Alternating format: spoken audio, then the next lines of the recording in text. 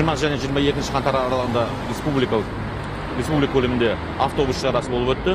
Ол шара Шымкент қаласы аумағында. Осы шара бойынша жұмыстар атқарылды. Осы аталған кезінде 435 әкімшілік хаттамалар автобус жүргізушілеріне және жолаушы тасымалдайтын жүргізушілеріне 435 хаттама толды. Оның ішінде жиі кездесетін баптарға тоқталып кетсем, олар маневр жасау, осындай маневр жасаған үшін 45 хаттама толтырылды. Ұялы телефонын пайдалану 95 әкімшілік хаттама толтырылды. Сонымен қатар газонизатор пайдалану бойынша 26 хаттама толтырылды.